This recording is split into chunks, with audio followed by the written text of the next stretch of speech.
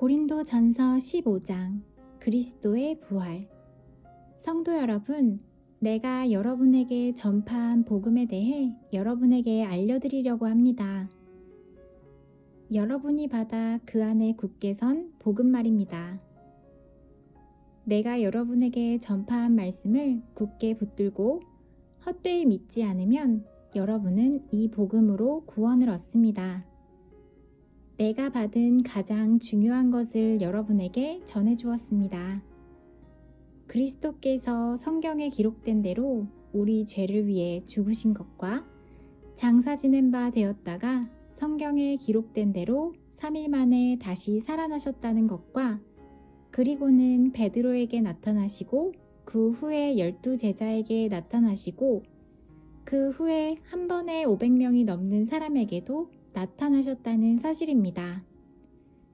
그 사람들 중에는 이미 죽은 사람들도 있지만 대부분은 아직도 살아있습니다. 그 후에 야고보에게, 그 다음에 모든 사도들에게 나타나시고 맨 마지막으로 조사나와 같은 나에게도 나타나셨습니다. 나는 모든 사도들 중에서 가장 작은 사람입니다. 나는 과거에 하나님의 교회를 핍박했던 사람이기 때문입니다. 그래서 사도라고 불릴 자격이 없습니다. 그러나 지금의 나는 하나님의 은혜로 된 것이므로 내게 베푸신 그분의 은혜가 헛되지 않습니다. 나는 다른 사도들보다 더 열심히 일하였습니다. 그러나 그 일은 내가 한 것이 아니라 나와 함께 하시는 하나님의 은혜로 한 것이었습니다. 내가 되었든지 아니면 그 사람들이 되었든지 간에 우리가 전파한 복음은 이런 내용이고 여러분은 이것을 믿었습니다. 죽은 자들의 부활. 그리스도께서 죽은 자들 가운데서 다시 살아나셨다고 우리가 전파하는데 여러분 중에서 죽은 자들의 부활이 없다고 말하는 사람이 있는 것은 어찌 된 일입니까? 죽은 자들의 부활이 없다면 그리스도께서도 다시 살아나지 못하셨을 것입니다. 그리고 그리스도께서 다시 살아나지 못하셨다면 우리가 전파한 복음도 헛되며 여러분의 믿음도 헛될 것입니다. 그뿐만이 아닙니다. 우리는 하나님께서 그리스도를 다시 살리셨다고 그분에 대해 증언했으니 하나님에 대해 거짓 증언한 사람들로 판명될 것입니다. 죽은 자들이 다시 살아나지 못한다면 하나님께서 그리스도를 다시 살리지 않았을 것입니다. 참으로 죽은 자들이 다시 살아나는 일이 없다면 그리스도께서도 다시 살아나지 못했을 것입니다. 그리고 그리스도께서 살아나지 않으셨다면 믿음은 공허한 것이 될 뿐만 아니라 여러분은 여전히 죄 가운데 있을 것입니다. 그렇게 되면 그리스도를 믿다가 죽은 사람들도 멸망했을 것입니다. 우리가 그리스도 안에서 소망하는 것이 이 세상 삶에 그친다면 우리는 이 세상 어느 누구보다도 불쌍한 사람들일 것입니다. 그러나 이제 그리스도께서는 죽은 자들 가운데서 다시 살아나 잠자는 자들의 첫 열매가 되셨습니다. 죽음이 한 사람을 통해 온 것처럼 죽은 자들의 부활도 한 사람을 통해 옵니다. 아담 안에서 모든 사람이 죽은 것 같이 그리스도 안에서 모든 사람이 생명을 얻게 될 것입니다. 하지만 각각 차례가 있습니다. 첫 열매이신 그리스도께서 먼저요. 그 다음에는 그리스도께서 재림하실 때 그리스도께 속한 사람들입니다. 그리고 나서 그리스도께서 모든 권력과 모든 권세와 능력을 멸하고 나라를 하나님 아버지께 돌려드릴 마지막 때가 올 것입니다. 그리스도께서는 모든 원수를 자기의 발 아래에 두실 때까지 당연히 왕노릇을 해야 합니다. 그리스도께 멸망받을 마지막 원수는 죽음입니다.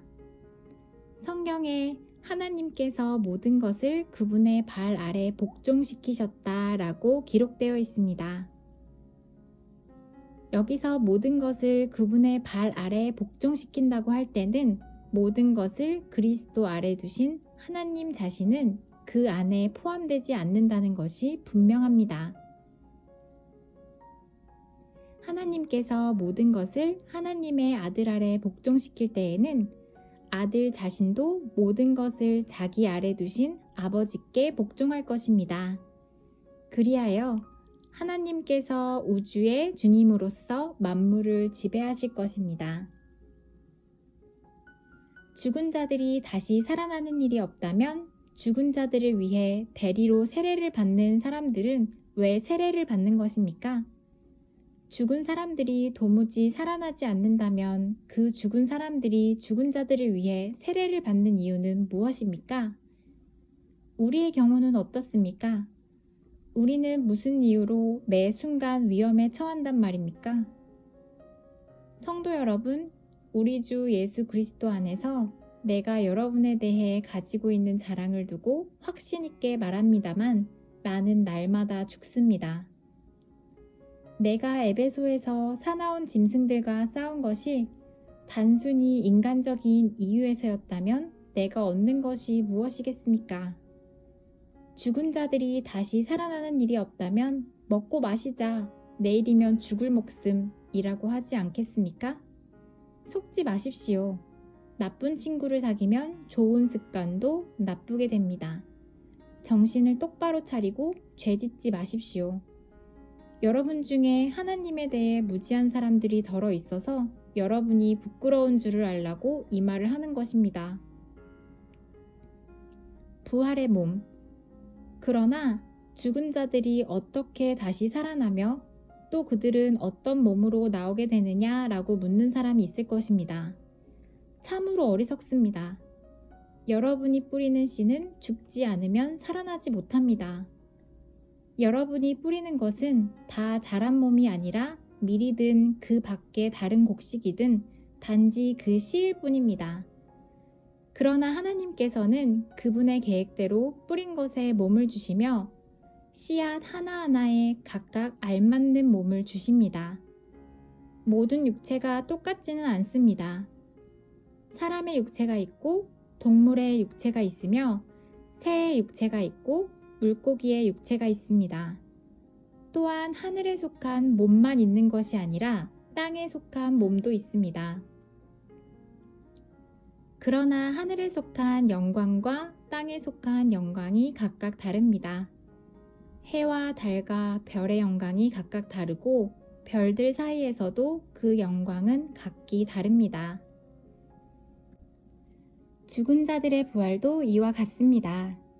썩을 몸을 심지만 썩지 않을 몸으로 다시 살아납니다. 비천한 몸을 심지만 영광스러운 몸으로 다시 살아납니다. 또한 약한 몸을 심지만 능력 있는 몸으로 다시 살아납니다. 자연적인 몸을 심지만 신성한 몸으로 다시 살아납니다. 성령께 자연적인 몸이 존재한다면 신성한 몸도 존재합니다.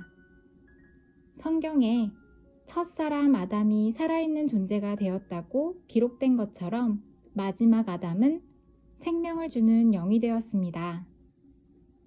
그러나 신령한 몸이 먼저 있었던 것은 아닙니다. 자연적인 몸이 먼저 있었고 그 후에 신령한 몸이 왔습니다. 첫사람은 땅의 흙에서 나왔고 둘째 사람은 하늘에서 났습니다. 땅에 속한 사람들은 땅에 속한 그 사람과 같고 하늘에 속한 사람들은 하늘에 속한 그분과 같습니다. 우리가 땅에 속한 사람의 형상을 지니고 있는 것처럼 하늘에 속한 분의 형상을 지니게 될 것입니다.